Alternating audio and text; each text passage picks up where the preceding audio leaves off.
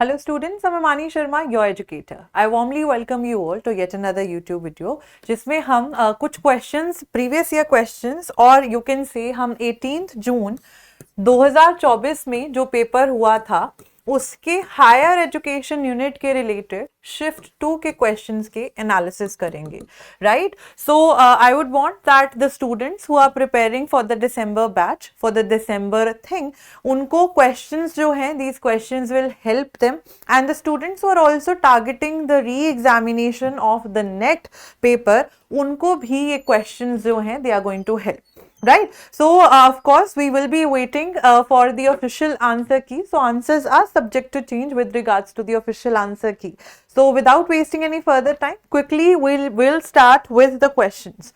So question number 1 कहता है that which of the following statements is or are true regarding Macaulay, right? Which amongst these statements do you think are correct? कि उन्होंने Persian को English के साथ replace कर दिया था as the official administrative language. He promoted training of English speaking Indians as teachers. He was inspired by utilitarian ideas or he promoted useful learning. So नीचे codes आपको दिए गए हैं, ध्यान से आपको अगर याद होगा, my students who have enrolled in the batch, they know that we do put emphasis on Macaulay's minute, जो कि 1835 में आया था. So in the year 1835, Mr. Macaulay, he wrote minutes on education, which are famously known as Macaulay's minute, right? तो उस minute की report में what has he discussed? What were the ideas that he tried to promote through those particular things? Right? So Macaulay के संदर्भ में कौन सी statements जो हैं amongst these are correct? The right answer to this particular question is option D here. Now I would really suggest कि आप लोगों को लगता है अगर question और अच्छे से पढ़ना है, you can pause the video, take your time, play it again, right? So Macaulay के बारे में बात करते हैं. मकौले जो थे हमारे, उन्होंने 1835 में जब एंग्लिसिस्ट ओरिएंटलिस्ट कंट्रोवर्सी हुई थी, एंग्लिसिस्ट वर सेइंग नहीं, इंडिया में सिर्फ और सिर्फ वेस्टर्न एजुकेशन पढ़ाई जानी चाहिए. Macaulay on the other hand was supporting them. But there were certain people who were Orientalists, और Orientalists कह रहे थे कि Western education तो ठीक है, लेकिन if you are teaching Indians, it is really important that you're also paying heed. आप उस चीज़ पे भी attention दे रहे हैं that the Indians are learning their vernacular language, their mother tongue as well. इस controversy को एक पर्टिकुलर अंत देने के लिए मकौले ने ये मिनट्स लिखे थे. तो फरवरी 1835 में उन्होंने ये मकौले ने मिनट्स लिखे थे. And we see that he somewhere और the other perpetually stated this particular line. बड़ा ही फेमस कोट है. उन्होंने बोला था that we want Indians in blood and colour but British in taste and opinions. तभी तो अगर हम ये पॉइंट देखें कि मकौले जो थे, पहली बात तो ये बिल्कुल उन्होंने पर्शियन को इंग्लिश के साथ रिप्लेस कर दिया था. उन्होंने इतनी बात बोली थी कि पूरे इंडिया, पूरे अरेबिया की अगर किताबों को भी ले लो तो यूरोप की लाइब्रेरी वाली बात उन्होंने करी थी कि यूरोपियन लाइब्रेरी में बहुत सारी बुक्स हैं. So he was very full of his own country. He was one such person जिन्होंने बोला था इंग्लिश स्पीकिंग इंडियंस, जो मैंने अभी भी बताया आपको कि who look like they are Indian but they are British in their taste and opinions, right? He was inspired by the utilitarian ideas कि जितनी यूटिलिटी एक इंसान की जाए, right, ऑप्टिमम यूजेज के साथ, उस पर्टिकुलर आइडिया को ये बिलीव करते थे. एंड लर्निंग, यूजफुल लर्निंग, जो ब्रिटिश ईस्ट इंडिया कंपनी के लिए यूजफुल होगी उनके एरिया को एक्सपैंड करने के लिए.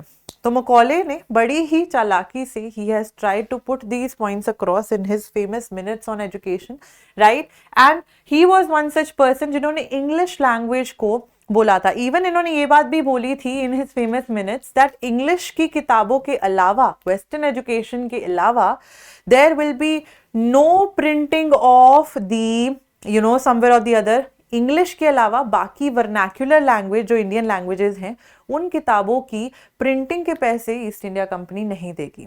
तो कंपनी के द्वारा जो पैसे हैं वो सिर्फ और सिर्फ इंग्लिश की एजुकेशन, इंग्लिश लैंग्वेज की प्रमोशन में ही लगने चाहिए. That's why option D, all of them are correct. Next up, Which amongst them are the four quadrants of the courses hosted on Swayam? So Swayam एक MOOC course है. MOOC की full form क्या होती है? Massive Open Online Courses, right? So Swayam के platform में अगर हम देखें as a MOOC course, we know that there are four quadrants in the MOOC. इनमें से कौन सा ऑड वन आउट है, कितने इनमें से क्वाड्रेंट्स हैं? So these are the options that are given. Self assessment test होता है, वीडियो लेक्चर होता है, ऑनलाइन डिस्कशन होता है to clear the doubts, specially prepared reading material होता है जिसको प्रिंट भी किया जा सकता है डाउनलोड करके, फेस टू फेस इंटरेक्शन होता है. तो इन पांचों में से आपको फोर क्वाड्रेंट्स चूज करने हैं, right? Which among them are the four quadrants of MOOC? The right answer to this particular question is option B here, that is A, B, C, D. MOOC एक या स्वयं के course की अगर हम बात करें, स्वयं पे आपको जब भी कोर्स करना हो स्वयं के प्लेटफॉर्म पे आप कोर्सेज कर सकते हैं. If you want to have a certificate you will have to pay a nominal fee, give a normal sort of an exam by the end of that particular course. लेकिन अगर quadrants की बात करते हैं, पांचवा ऑप्शन क्यों नहीं है? क्योंकि स्वयं एक ऑनलाइन कोर्स है, मैसिव ओपन ऑनलाइन कोर्सेज. तो मैसिव ओपन ऑनलाइन कोर्सेज में ऑनलाइन पढ़ाया जा रहा है, बच्चों के सेल्फ असेसमेंट हो रहे हैं क्विजेस के थ्रू, वीडियो लेक्चर्स उनको प्रोवाइड किए जा रहे हैं, ऑनलाइन डिस्कशन फोरम्स हैं, रीडिंग मटेरियल भी प्रोवाइड हो रहा है, लेकिन फेस टू फेस इंटरेक्शन नहीं है, ट्रेडिशनल क्लासरूम नहीं है, it's an online format. That's why option B is the correct answer, that is option B, A, B, C, D. Next up, the gross enrollment ratio measures the number of students enrolled in higher education. तो हम कहाँ किसकी बात कर रहे हैं? We are talking about higher education. तो higher education में GER, gross enrollment ratio, कितने लड़के लड़कियां जो हैं higher education में आ रहे हैं, percentage of the eligible population aged between what? 18 to 24, 19 to 25, 18 to 23 or 17 to 23 years. What do you think is the right answer?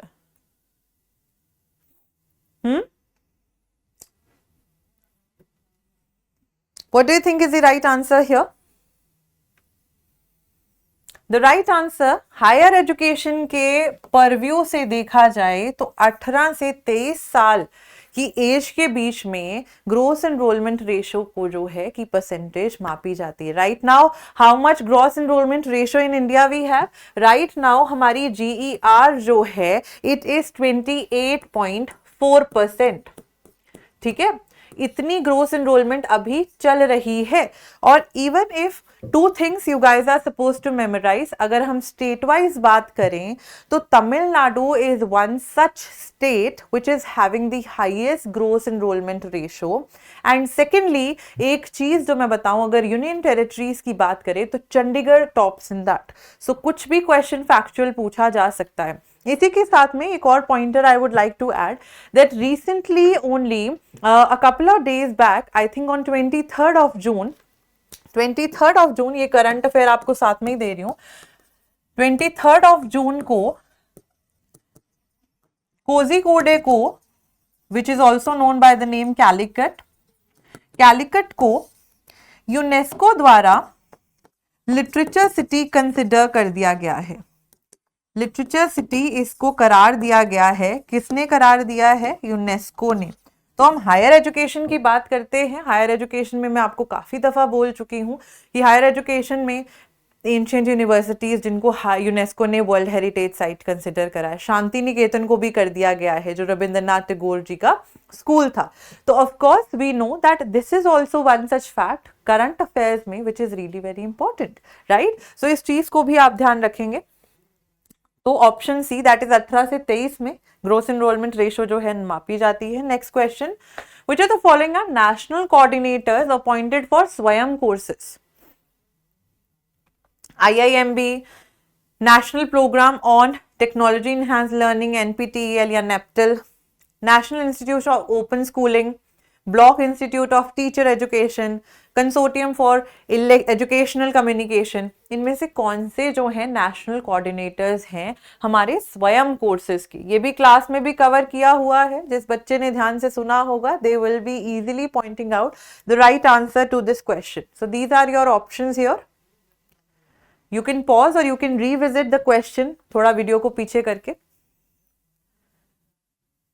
The right answer to this question is option D, that is A, B, C and D. कौन कौन है national coordinators, कौन faculty members experts जो हैं स्वयं के courses का material बनाते हैं? IIMB, NEPTIL, NIOS and CECK, right? Block Institute of Teacher Education is not a national coordinator on SWAYAM. ठीक है? That's why option D here. Next question. Identify the correct sequence from earliest years of the 20th century India. ये universities दी गई हैं, इनको आपने chronological वे में arrange करना है. इनको आपने क्रोनोलॉजिकल वे में अरेंज करना है. These are your options. The right answer to this question is option B, C, E, A, B, D. So right answer is C, E, A, B, D. अगर हम SNDT Women's University की बात करें, that is option C. It was established in the year 1916. 1916 में ये university establish करी गई थी. 1921 में दिस वाज अ यूनिवर्सिटी जिसमें पहली वुमेन ग्रेजुएट्स हुई थी. ठीक है. Then we have option E, right? C, E, A, B, D. Then Patna जो थी, it was established in the year 1917.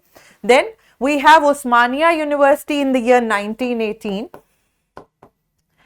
Then we have B, Aligarh Muslim University 1920 and Nagpur University 1923.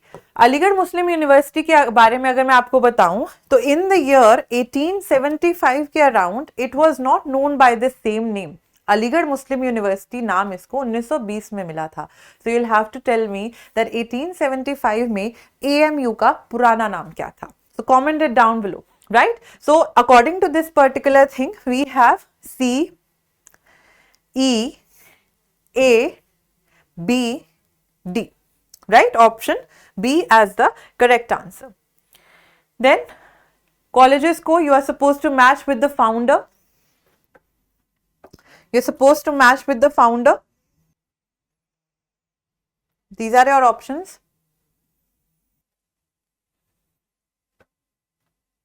So first of all, थोड़ी इनकी dates भी आपको याद करनी चाहिए. Poona college for Hindu learning, right, which was also known by the name Pune Sanskrit College and later on given the title Deccan College as well. ये college जो था कब एस्टैब्लिश हुआ था? It was established in the year 1821. Then we have Hindu college Kolkata जिसको presidency college भी बोला जाता था. Very important date it is. 1817 में ये कॉलेज एस्टैब्लिश किया गया था. Right. Then we have bishop college Sibpur, ये 1820 में हुआ था और स्कॉटिश मिशनरी कॉलेज 1830 में हुआ था. तो ये तो some extra piece of information हो गई. Now coming to Hindu College was established by Raja Ram Mohan Roy, right?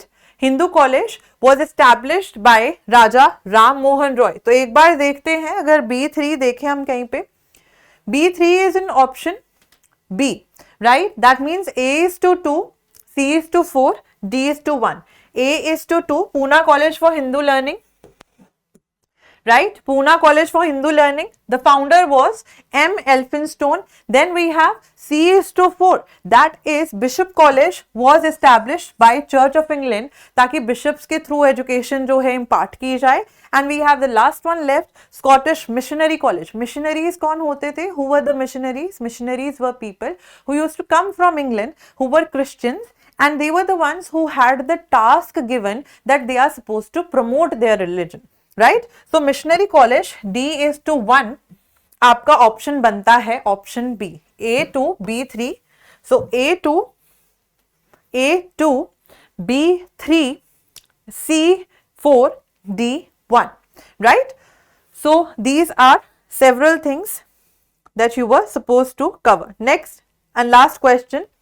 Which of the following is an ancient Indian treatise on problems related to mathematics? The right answer to this particular question is option B. Leelavati is the treatise, right, which is dealt in a particular format of arithmetic geometry की बात होती है, mathematics की बात होती है लीलावती नाम की बुक में। तो जैसे हमें पता है चाणक्य के अर्थशास्त्र के बारे में, पाणिनि के अष्टाध्यायी के बारे में, हमें गौतम के न्याय सूत्रास के बारे में पता है, जो कि मैंने पुरानी वीडियो में भी we have discussed in shift 1 higher education के previous year questions as well, right? So stay tuned for other videos to come. I'll see you guys. Thank you so much and have a good day. Bye bye.